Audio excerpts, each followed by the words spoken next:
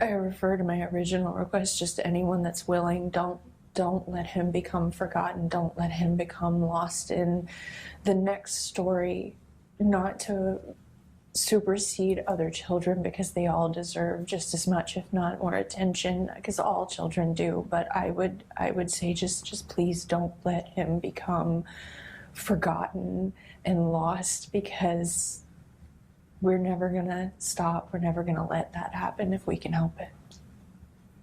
That's Katie Proudfoot, and I don't think she actually wants to find her missing son, Sebastian Rogers. It's not just because of statements like that where she literally asked us to prioritize other children over her own son, or the fact that she's talking about him like he's already passed away when he's only been missing for a year. No, it's also because of how she and her husband, Chris Proudfoot, treat the people who are actually trying to find Sebastian. So in today's video, let's continue watching their most recent TV interview, and I'll show you what I mean. I'm Deception Detective, an attorney trained in statement analysis. This channel exposes lies and manipulation. So if that's your thing, hit like and subscribe. For early access to new videos, exclusive videos, and other cool perks, consider becoming a channel member. Link in description. If you missed my earlier episodes breaking down the first part of this interview, don't worry, I'll link them at the end. For now, the main gist is Sebastian Rogers is an autistic teen who disappeared about a year ago. In the interview we're going to analyze is his biological mother, Katie, who was last seen with him alive, and his stepfather, Chris Proudfoot, who was apparently out of town when he went missing. All right, let's pick up where we left off with them telling the interviewer about a video that recently surfaced which might show Sebastian sneaking away the evening he supposedly went missing. You were determined to get to the bottom of this, to get to the bottom of that video. Yeah, absolutely. Anything that could possibly be something that could lead us to him. We're gonna keep looking. We're gonna keep digging and keep finding and confirm if it is or isn't, because, I mean, if it's possible, then it's got to be confirmed. How hopeful are you that this video truly has something that could lead to finding Sebastian? I pray that if there is anything even remotely in it that could help us find Sebastian, I pray that it is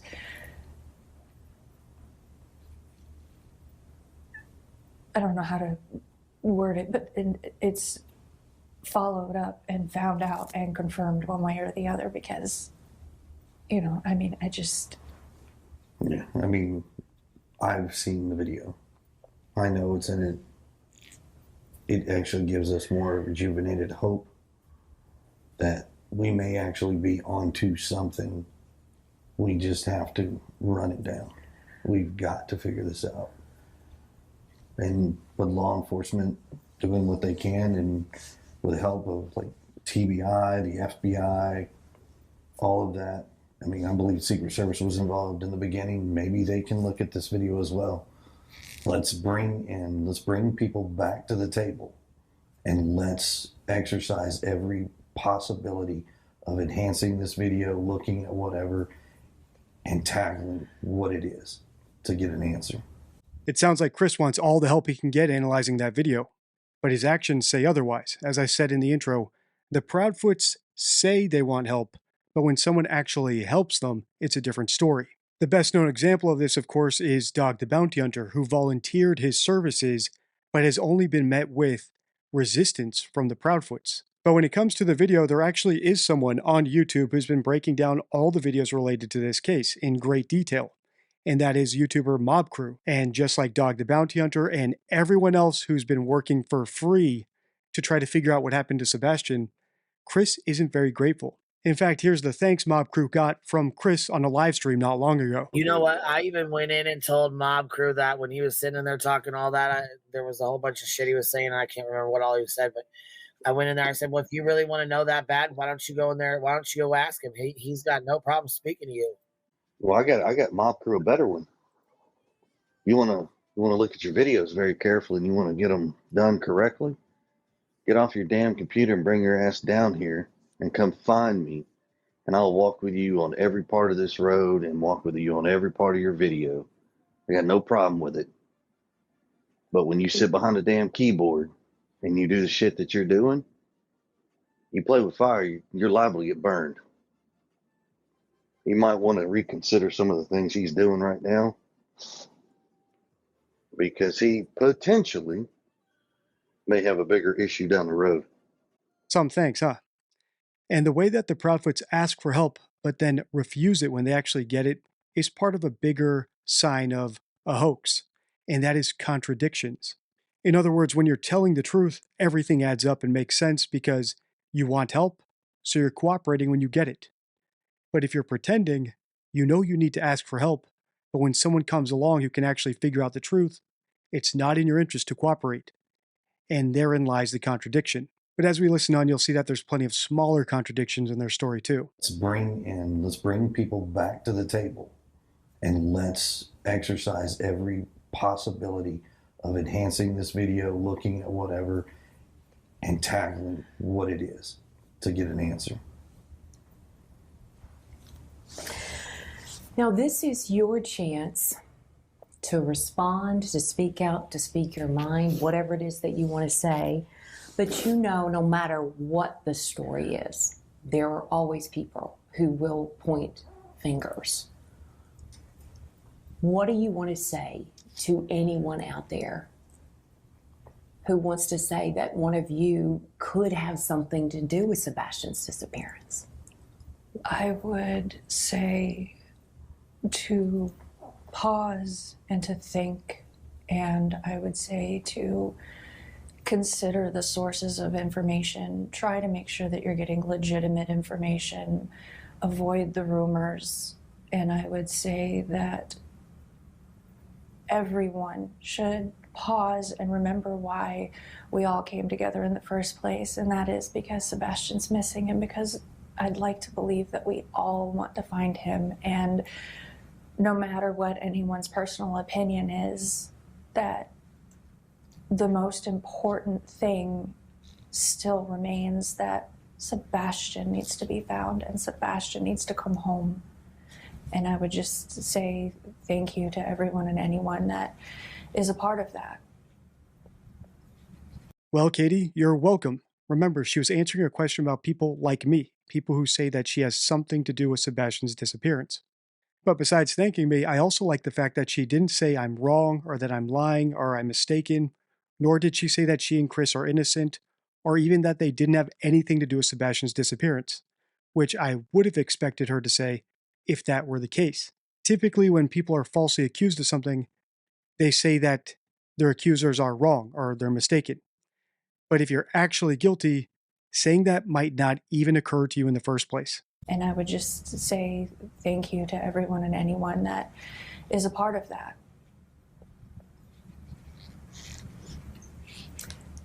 So let's say Sebastian is listening when this is running, and he hears you, he sees you. What do you want to say to him? I would say that I love you so very much, and that I hope that you're okay. And I would say that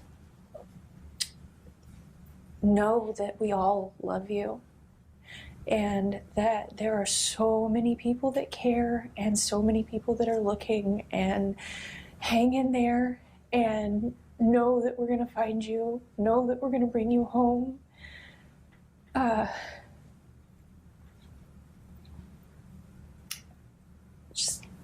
miss him so much.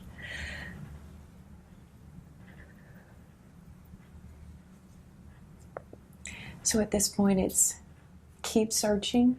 People keep looking. Keep searching, keep looking. We keep putting up new flyers. I know a lot of places, they take them down after so long. We just keep going back and putting more up. I refer to my original request, just anyone that's willing, don't let him become forgotten. Don't let him become lost in the next story, not to supersede other children, because they all deserve just as much, if not more attention, because all children do. But I would say just please don't let him become forgotten and lost, because we're never gonna stop. We're never gonna let that happen if we can help it. As I said in the intro, Katie speaks about Sebastian as if he's already dead, as if the best we can do is keep his memory alive. Even when she was addressing Sebastian directly at the interviewer's prompting, by the way, she was speaking in platitudes, hang in there, we love you, rather than giving urgent, concrete advice just in case he literally is watching. Like, Sebastian, if you're watching this, call 911. Mommy and daddy are looking for you. Or, Sebastian, if you're out there, we're sorry if we did anything that made you run away. We forgive you for everything. We'll make it up to you. Just please come back home. In fact, when Katie was talking about hanging up posters, she wasn't even asking other people to hang up posters. She seemed more concerned about telling us that she and Chris are out there hanging up posters. In other words, she was more concerned about communicating to us that they're actively looking for him rather than actually soliciting help from other people to find him, which might even be an example of over-persuasion, or someone who has a guilty conscience and feels the need to prove something that usually just goes unsaid. With his autism, is there anything else that we should add that you want the public to know right now? I would say that he is what they would consider high functioning. He's not, he doesn't struggle with verbal communication, but he does, he does struggle sometimes with expressing himself, is, I guess, the best way that I could put that. But he's so smart, and he's so capable, and that I think the initial image of him that was portrayed was misleading to an extent. And I think that in the chaos of trying to get the initial information about him out, that various things got taken and misconstrued. So I would just tell everyone that he's smart, he's capable, he's funny, he's able to speak to you and to recognize things. He's a teenager, and so he's a young man. Honestly, he just had a birthday, and I'm sure that his mustache is coming in more.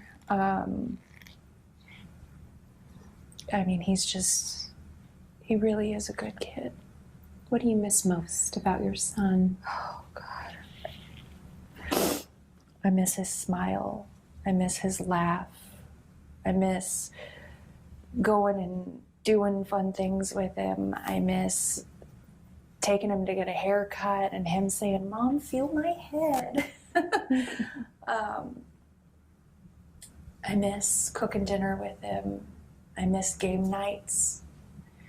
He would play Uno until the sun came up if you let him. He goes through phases of which games he's into, but, I miss him. I miss everything about him, the good, the bad. I miss his attitude. I miss, him trying to eat all the sweets instead of dinner. I miss him stealing my Brussels sprouts while I'm trying to cook them. Oh. I sense lots of joy that's being missed right now. Green tea. His jokes, the way he laughs when he tells a funny. I don't like analyzing innocent parents, and one of the main reasons is how manipulative they are.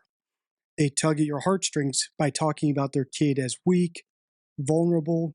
If you saw my video, What Do Innocent Parents Look Like?, you'll know that Landon Bullard, the mother of Gannon Stouch, talked about him when he was a baby. And the reason for that is because they want to inspire some emotion in the people listening to them so that they might just help. That was a clip from my video analyzing Desiree Young, the mother of missing child Kyron Horman. And it's actually pretty illustrative because Katie did the exact opposite of what Desiree did. Rather than telling us about how urgent it is to find Sebastian and how weak he is or vulnerable, instead she told us that he's a teenager who is starting to grow a mustache. If I were a volunteer and I had to decide where to allocate my time and resources, would I choose to help Kyron Horman, who sounds like he really needs the help and it's very urgent, or Sebastian Rogers, who his mother painted as pretty capable of handling himself and may have possibly run away. After all, he's a 16-year-old with hormones and a mustache. I think the answer is clear. In fact, the answer is so clear, I wonder if this is yet another subtle attempt from Katie to push searchers and volunteers onto other cases and to simply move on from Sebastian. Let them get along with their lives. Quit prying into them. Fortunately for Sebastian and unfortunately for the Proudfoots, I don't think my audience has any interest in moving along anytime soon. If you want to continue analyzing this interview, let me know by liking, commenting, and sharing. Until next time, stay true.